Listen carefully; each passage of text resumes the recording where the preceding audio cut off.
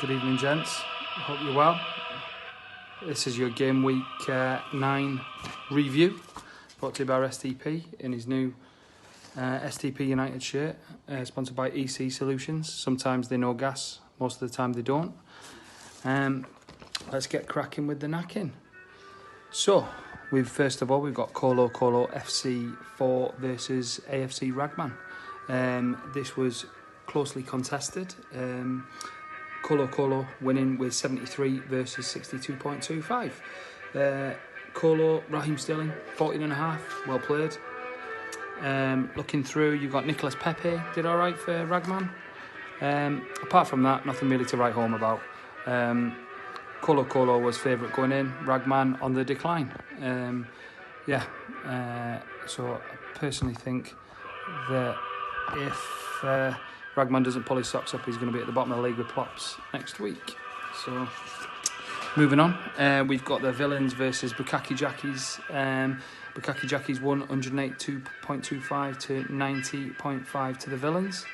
I think it looked like the Villains might be able to come back on the last game of the game week, but they couldn't quite pull it off. Jack O'Connell for Sheffield United getting 17 points. Well done him.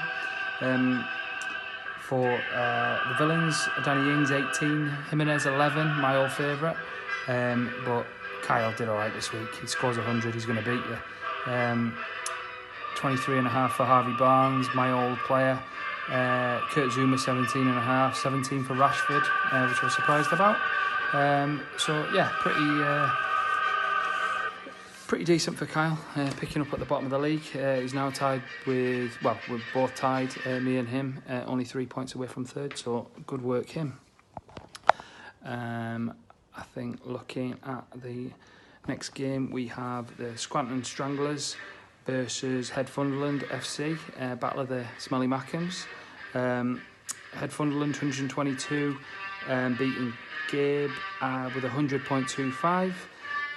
Standouts, Matt Target, 27 points, well done. Ender Stevens, solid, at 10.75. David Silva, 21.5. He'll not play all season, give him to me. Bernardo Silva did well for the Scranton Stranglers, as did Cancelo at 24.75.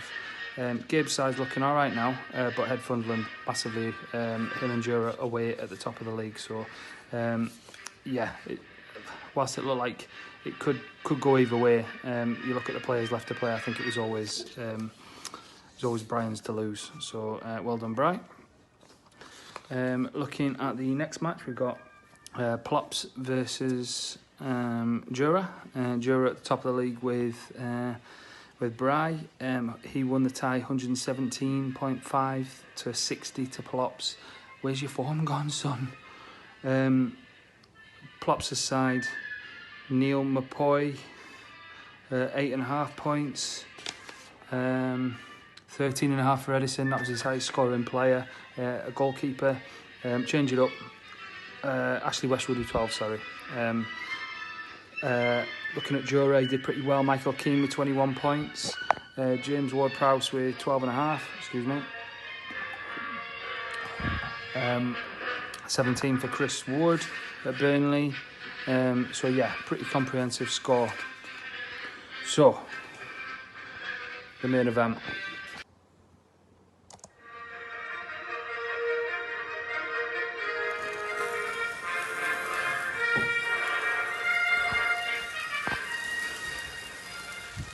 So, for the first time, we've got pyrotechnics in the review video.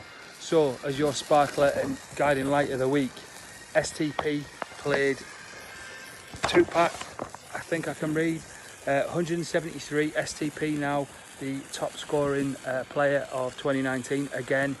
173 points, plays 10.5. STP smashing him. We've got 17.5 for Gilbert. We don't even know who he is yet still, but still smashed him. We've got Lucas Digne at Dean at 22 points, 15.5 for Buendia, 35 for Grealish, 12.5 for James, 30 for Jesus, 8.5 for Mane, which is pretty shit. Looking at Huller, who cares, 19.5 for Tillemans, that's all I'm going to say. So there you go. crack points galore. We've got the shirt t-shirt on, pyrotechnics for the first time. I can't tell you how many takes this took to actually get this lit, but there you go. Some music as well from Star Wars. So I'm going to leave you be. Thanks gents, good night, and good luck for the weekend.